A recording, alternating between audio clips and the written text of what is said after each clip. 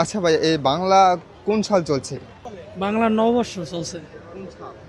কোন সাল? 2026। বাংলা সাল।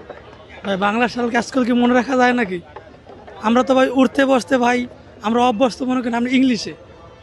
আজ আমরা কিন্তু বাংলা নববর্ষ না। হ্যাঁ নববর্ষ 26-এ, এইটাই তো। আচ্ছা, বাংলা হচ্ছে কি মাস কয়টা? মাস কয়টা?